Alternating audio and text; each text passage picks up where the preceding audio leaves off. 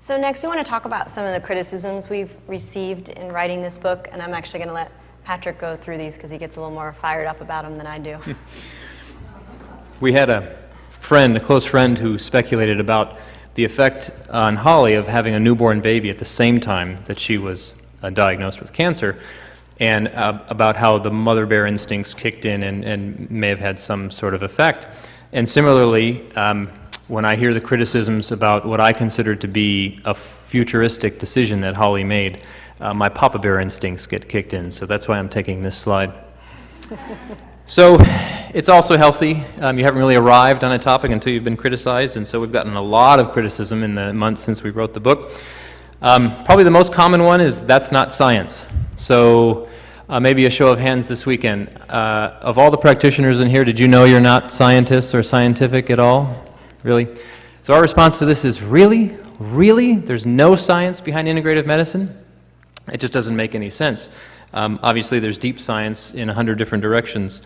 And then there's another question: what happens when science is not very scientific? And we have found that a lot of the scientific case justifying, for example, the conventional only treatment protocol for breast cancer, the standard of care, is just not very scientific. It's just not a very strong case.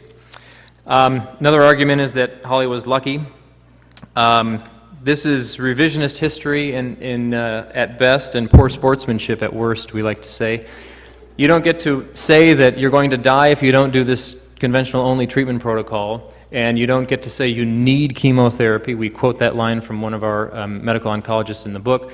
And you don't get to say that this is serious and aggressive and you've got to listen to us, only to have the patient choose a different path and do just fine, and then say, you just got lucky. You can't have it both ways.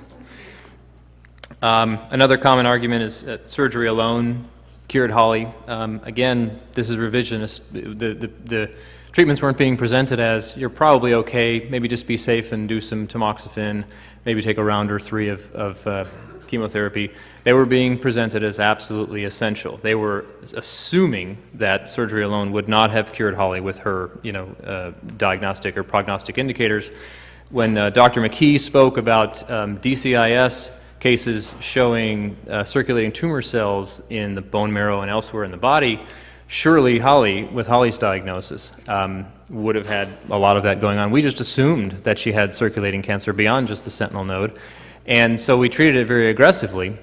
But in other words, we agreed that surgery alone was probably not going to be enough. So again, that's a revisionist argument. We've been called dangerous, and this really feels like the pot calling the kettle black in our view. What about narrow-minded science? Isn't that dangerous? What about the suppression of information? There's still way too much of that going on. Those things are dangerous as well. We've also been called arrogant. And there's really nothing more arrogant than denying 5,000 years of accumulated human wisdom on healing cancer smartly and safely. So again, that argument sort of backfires in our view.